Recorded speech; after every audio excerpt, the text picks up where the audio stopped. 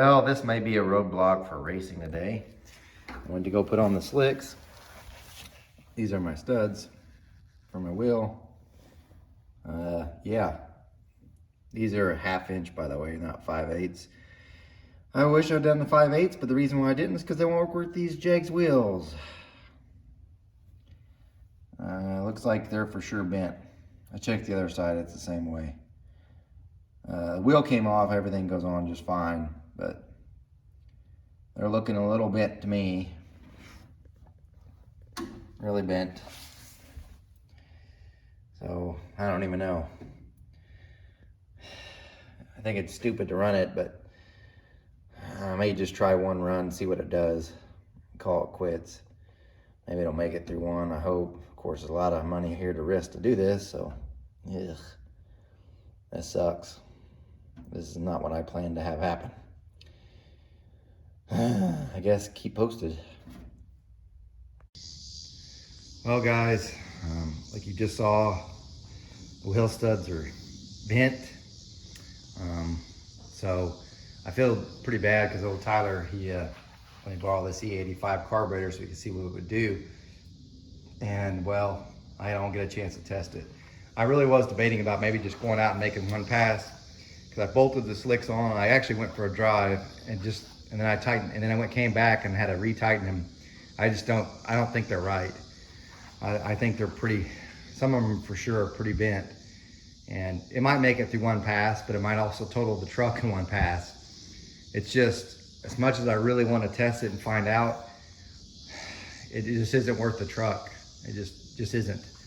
So I'm gonna have these axles sent off to have 5/8 wheel studs. I guess I'm gonna have to buy new rims to work with those and go from there. But that does mean that the season for the truck is over, which means this engine's coming out and the new one's going in. I am gonna re-dyno this engine though, just so I get at least know, I'm gonna take it to an honest dyno, not the other one wasn't trying to lie to me or nothing, but I'm gonna take it to one I think it's got more numbers that are more conservative, and see what it does. I'll try it on gas, methanol, and E85 on that, because I won't have to have obviously in the truck. I'm gonna try to take the headers too. I'm not entirely sure that they can use them on the dyno because of the way the dyno comes in. These might actually make contact, so we may not be able to use them, but I'm just curious to see exactly what power it made as it was in the truck. But that also means that the season for this truck is over, because I'm not gonna have any of the parts back. So this is done. This engine won't be back in here unless things go really wrong. But I feel really bad. I really wanted to see what it would do. I don't know that the E85 would have beat the methanol. I straight up telling you. I think it probably would have ran like 1080s, 1090s. So that range of high 1080s, 1090s. Really close, but I don't think it'd beat the methanol. Definitely faster than the gas. But just one of those things. But because I'm not taking this, I got the Camaro. I was gonna take it tomorrow. I'm just gonna take it today. Those who new to the channel probably have never seen this. But this is my Camaro. This is actually the first car I've ever owned. So I bought this when I was 16. It's pretty nice. It's a 565 big block NA. Now it's a full tube chassis car, so you'd automatically think it was light and you'd automatically think you're wrong. It weighs 2850 with me in it because it's all steel. Steel, steel, and it's steel everywhere. The only thing that's fiberglass is the hood, which is not on right now, and that front piece that's also not on, because I have to take that off to load it.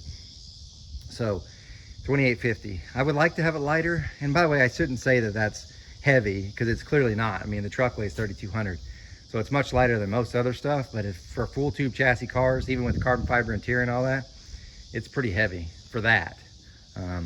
But anyway, it's had a lot of stuff done just to kind of give you some ideas.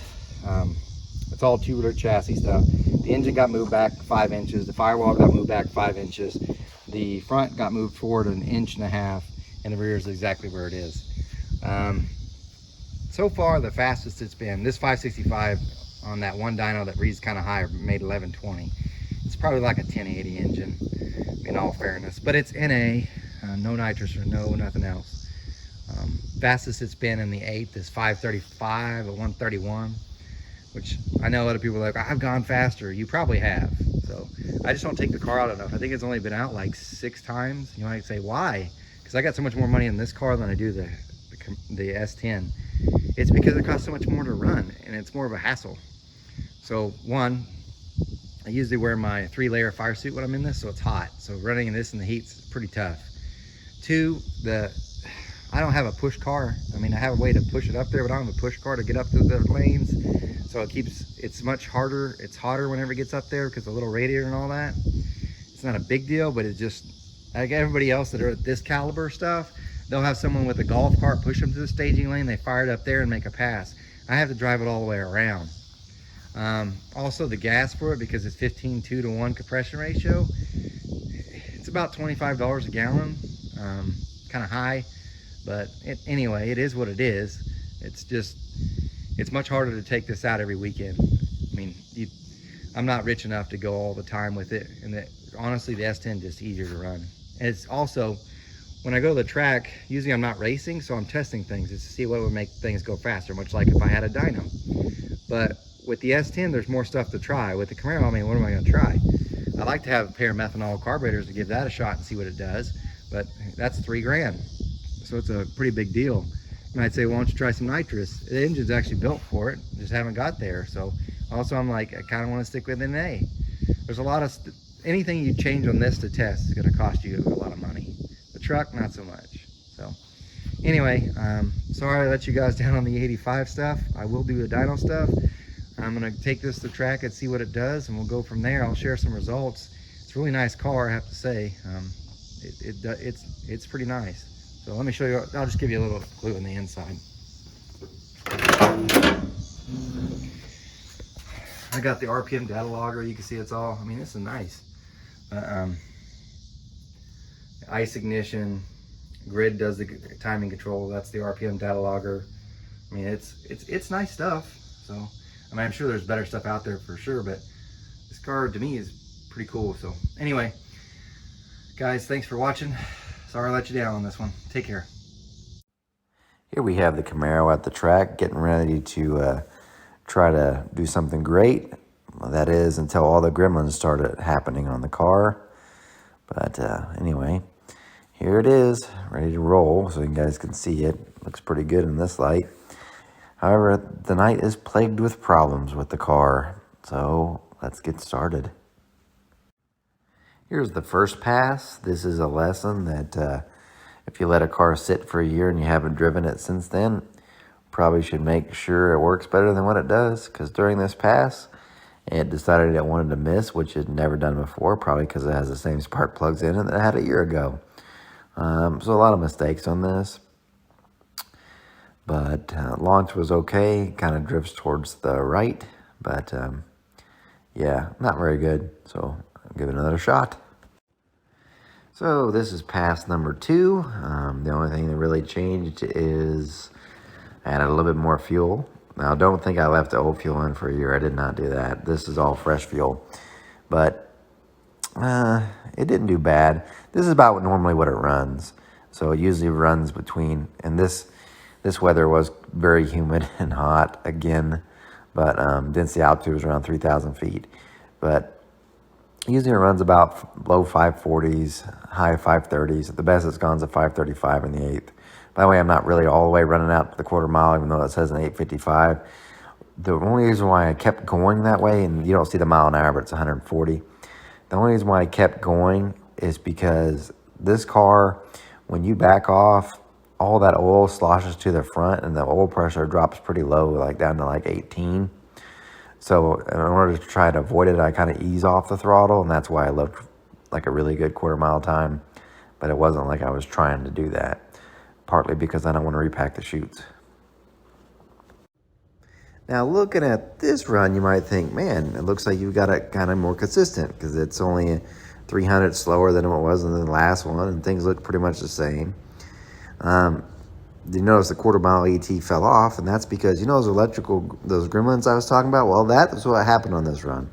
I'm going to try to splice the video at the end of this, me talking here, so you can see what I'm talking about. But here's what happened. Going through the run, everything seems okay, and the car just shuts itself off completely. Bam, off. What had happened was I have that arc switch panel, and I'm not for sure if I've got an older design because I know the newer one has this, but the tether goes to the top, and it's got this piece of aluminum that bolts down that holds that tether in place. Well, I think I've got an older design, and mine doesn't have that. So what happened was, as during the run, the tether flopped out, and this may explain something because I haven't talked about it before, but through all the other runs, it was kind of missing. It was just intermittent, almost like it was hitting a rev limiter. And by the way, I did check the rev limiter, that wasn't it. And I think it the whole time was just that tether jumping in and out. But anyway, so there's that, and there's your electrical gremlins. Here's a video of that run.